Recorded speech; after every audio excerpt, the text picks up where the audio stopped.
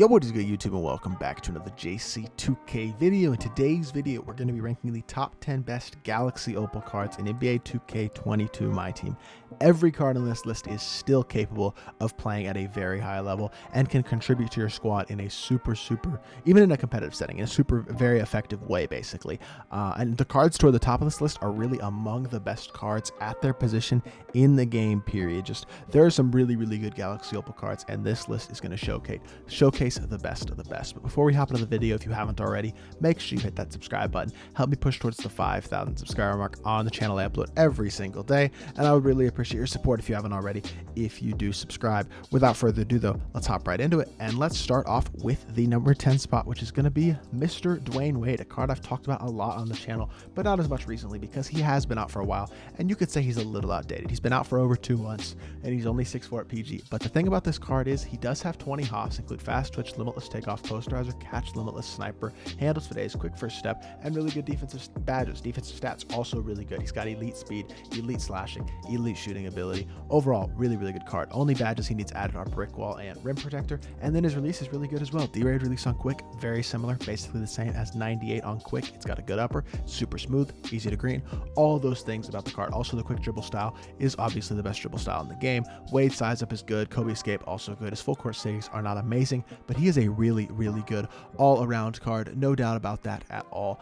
My only complaint with the card, in all honesty, the release timing only on quick at PG, the fact that he is only 6'4", and yeah, the fact that his badges are not quite as they're very good badges, and he's pretty complete badge-wise, but he doesn't have as many as a lot of the other cards on this list at this point. Still a really good card though, definitely does still deserve a spot in the top 10, and I'm actually very excited for Dark Matter Wade, Invincible Wade, because that card's going to be a god.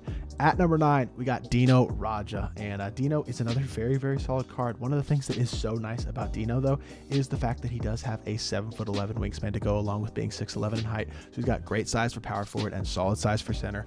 Hotspots from nowhere outside the 3, but 22 hops. One of my main complaints with the card, one of the reasons he's not higher, is because most of his hops are finishing badges. I'd like to see some shooting hops, a couple more defensive hops, but his playmaking and defensive hops are still pretty good. Does have hop quick first step, good hop defensive badges on the interior. Defensive stats and rebounding is also very good. He's got good speed, decent shooter, and a really good dunker. If you add shooting badges like limitless spot up, blinders, chef, and deadeye to him, as well as a 3-point shooter, you're going to get that 3-pointer up into the 90s, and his shooting will be very good. Jump shot 4 and very quick is a really good release as well. Great big man release. Fundamental dribble style with the Kobe size up is going to limit his playmaking a bit, but that's not super crucial for a power forward or a center, and Dino can get the job done at a pretty high level. Another really good card at number 8.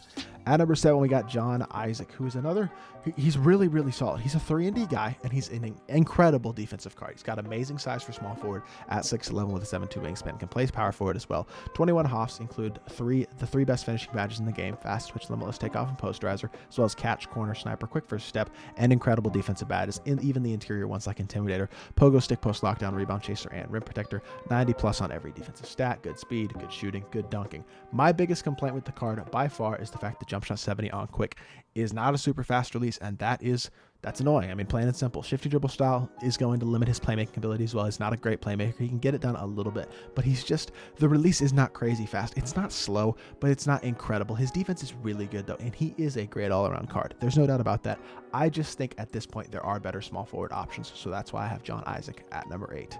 At number 7, we got Anthony Davis, and being out of position, able to play the shooting guard small forward position is super valuable for him because that gives him incredible size at 6'10" with a great wingspan, hot spots from nearly everywhere. Another card with the 3 key finishing badges, as well as catch, corner, quick first step, and really good defensive badges on the perimeter and the interior. A good all-around defender, especially on the interior, is going to be dominant compared to really any other small forward in the game, or most other small forwards, especially shooting guards in the game. Doesn't have elite speed, good shooter though, good dunker, and release is super smooth. AD release on quick, super smooth, super easy to green, pretty fast. It doesn't have the playmaking. That is an issue for a small forward or a shooting guard, especially, is the lack of playmaking, and that is annoying. But if you put him next to a primary ball handler and have him out there to use his size, his defensive versatility, and really the size as a mismatch, is super valuable. I like his release more than Jonathan Isaac's release as well, and that's the main reason I'd say that I have him slightly higher than Jonathan Isaac. At number, is this right? I started typing D'Angelo Russell, I'm sorry. At number 6, we got D'Lo, as y'all can see. Started typing D'Lo, expecting his name to come out up, and obviously it didn't because that's his nickname. But he's 6'5" with a 6'9" wingspan at PG, so he's got decent size. Hops from all 5 spots outside the 3. 22 hops include catch, chef, deadeye, limitless, and sniper, as well as bullet, passer, handles for days, quick first step, and really, really good defensive badges. This card is glitched defensively, obviously has amazing defensive hops, really incredible perimeter defensive stats, and good on the interior as well, which gives him great versatility. He's got great speed, shooting, and super solid dunking as well. Needs a brick wall and rim protector added, but besides that, comes with everything he needs. And he's got a good release. D'Lo release on very quick is really good. The shifty dribble style with the D'Lo size up is also super solid. Pippin behind the back gives him great full court dribble sigs, and he honestly plays really, really good interior defense in addition to the perimeter. For whatever reason, this card is one of the best defensive cards at the PG position in my team. Like, he just plays incredible defense. His defensive animations must be glitched as well because he is a god on the defensive end of the court. Also has good safe dunks, which is nice. And overall, just a really, really good card who is still a great value at PG at number 6. At number 5, we got Lamar Odom, who's a card I've talked about a good amount recently. Have gameplay with him on the channel as well if y'all want to see that.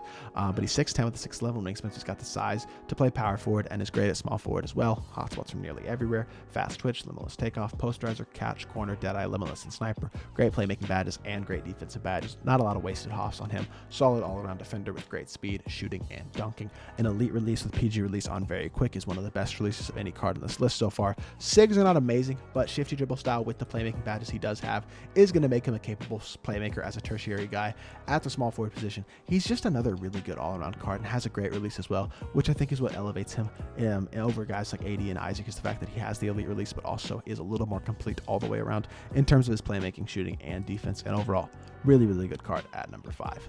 At number 4, we got Jermaine O'Neal, another guy I've talked about a good amount on this channel. He's just an incredible card for his value. A 6'11" power forward with hotspots from both corners, fast twitch and posterizer, no hop shooting badges besides set shooter, but incredible playmaking for a power forward. That's really the first thing. And then his defensive badges are also really good. Defensive stats are good all the way around. He's a great rebounder. He's got really good speed for a power forward. Not the greatest at shooting stats, but 85 with a shoe and a coach is going to get that up into the high 90s, so it's definitely not a problem. Blinders, chef, limitless spot up are badges to add to him, as well as glue hands and ball stripper. But with those badges added, he's crazy complete as well. Has jump shot 94 and very quick, which is super fast, which is always nice on a pick and pop guy. But then the quick dribble style, pro size up, Kobe size up escape, and LeBron between the legs with Pippen behind the back gives him the best full court dribble six in the game, and really, really good half court dribble six as well for a power forward. He is an absolute god, really, really versatile at the power forward position in terms of his ability to play make, and I think that's one of the things that really sets him apart, is he gives you that extra versatility as a playmaker at power forward, in addition to being a good all-around card with a great release. Really good card at number 4. Definitely still a huge fan of Jermaine. At number 3, we got David Robinson. I don't want to keep repeating myself. Another card I've talked about a lot on the channel, and that's because of how good he is and how good he's been for a really long time. Wasn't added, I mean, he was added like almost 3 months ago at this point, but he's got great size, 7'1" with a 7'5" wingspan, so he can hold it down against the giants at center in the game, like Yao, Kareem, and KP. But additionally, hotspots from both corners with catch, corner, sniper, quick first step, and elite defensive badges, drop stepper and post-spin technician as well. 91 speed and excel. Great shooter, great dunker, and great all-around defender. The speed at center is super valuable. And then he's got the D-Rob release on quick, which if I've said it once, I've said it a million times. One of my favorite big man releases in the game, bar none, even on quick. It's so smooth and so easy to green. I barely ever miss with the card. I am super excited for Dark Matter David Robinson because I think that no troll, he has potential to be the best power forward in the game, and right up there with a guy like Yao Ming is the best center in the game. D-Rob is still a god. This Opal D-Rob, there's a reason you still see him in so many lineups despite him being almost 3 months old. Amazing card. Definitely deserving of being top 3. At number 2, we got Jack Sigma, who I legitimately think is debatably one of the top 5 power forwards in the game, which is just incredible for a Galaxy Opal card. 6'11" with a 7'2" wingspan, hotspots from basically everywhere. 22 hops include those key 3 finishing badges, as well as drop stepper, blinders, catch, corner, deadeye, limitless spot up and sniper, quick first step, and really good all-around defensive badges on the interior and the perimeter. Defensive stats are super solid, great rebounder. He's got really good speed, great shooting, great dunking, an elite release with jump shot 22 on very quick. Talked about that release a lot as well. Chris Mullen, Andrew Wiggins, Mike Miller, Jimmy Butler, etc., etc. A lot of really good cards have that release, and it's an elite level release in my team. So while he may not have the playmaking of Jermaine, he's an elite catch and shoot guy with an amazing release and has elite all-around defensive ability and great slashing at power forward as well, with the best finishing badges and a 95 driving dunk. Incredibly versatile card, incredibly good card. definitely top 2 at power forward, but nobody surpasses Danny Ferry for me. I think Danny Ferry is really indisputably a top 5 small forward in the game right now. I would legitimately say he's probably the 4th best small forward in my team, which is absolutely bonkers for an Opal at this point in the year. 6'10 with a 7'5 wingspan gives him incredible length and height. Hot spots from everywhere. 24 hops include fast twitch posterizer. Elite shooting badges, basically any shooting badge you could want. Also elite playmaking badges, and the 4 best defensive badges debatably in the game in Clamps, Interceptor, Intimidator, and Rim Protector. No other defensive hops, but those are probably the 4 best that you can have. Also a card who literally does not need a single badge besides Limitless Takeoff added to him. 95 speed and excel, 97 shot 3, 95 driving dunk, and really good all-around defensive stats, and a great rebounder as well. Jump shot 98 on very quick just adds to how good he is as well, though. 98, like I've said, one of the best releases in my team. Bar none, it is right up there with the best releases. And the quick dribble style gives him a bit of playmaking ability, just as a cherry on top. Allows him to be a really quality tertiary or secondary ball handler for your squad. Elite release, elite all-around stats and badges, elite size. Overall, incredible card. Definitely the #1 Opal in the game, in my personal opinion, right now. So let me know what you think of my list down in the comment section down below. Is there anybody you think I rank too high, too low, somewhere in between? All those things, just feel free to let me know about it in the comment section down below. And if you did enjoy the video, make sure you hit that like button, leave a comment, and subscribe. I'll be back with more 2K content very soon, and I appreciate y'all. Peace.